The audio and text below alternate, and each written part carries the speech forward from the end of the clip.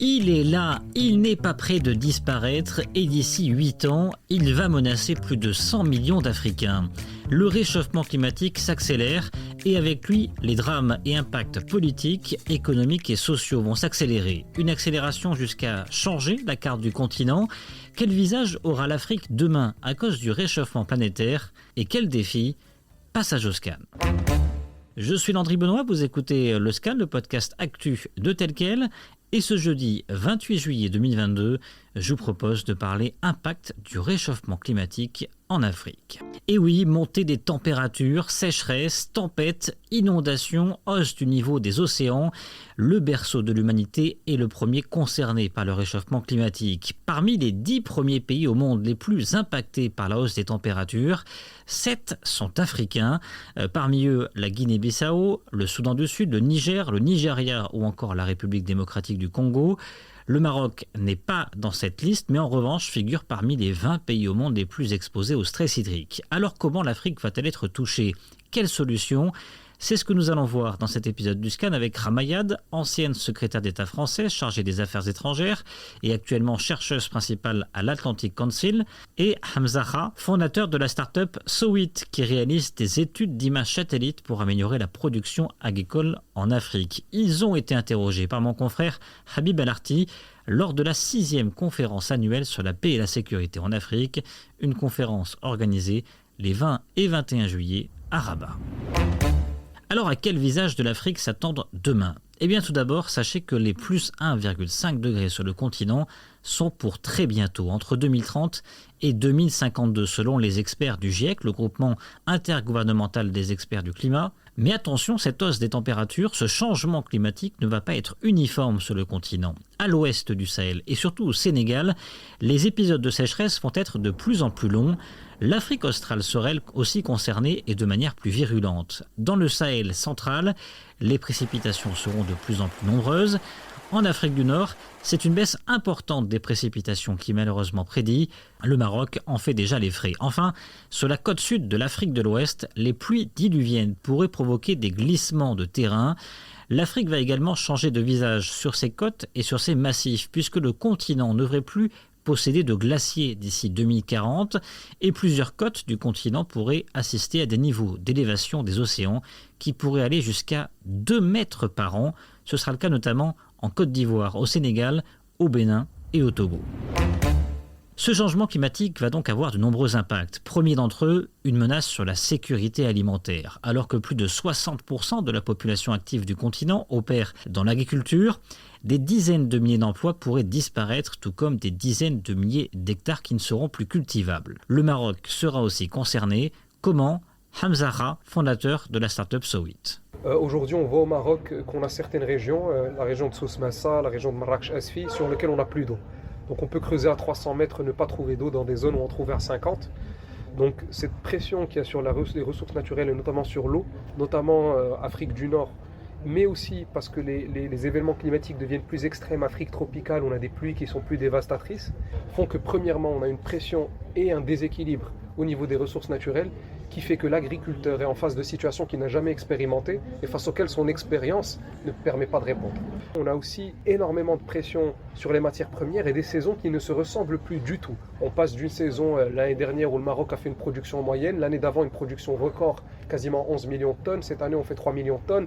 Donc les marchés ne savent plus où donner de la tête et ça a une conséquence sur l'agriculteur qui tout simplement fait face à une incertitude et ne sait plus quoi planter, quoi semer, comment, à qui vendre. Et ça pose une problématique dans la projection de son activité. Conséquence de ces terres plus cultivables, les populations vont se déplacer ou tout simplement mourir de faim. La famine devrait augmenter sur le continent d'ici 2050.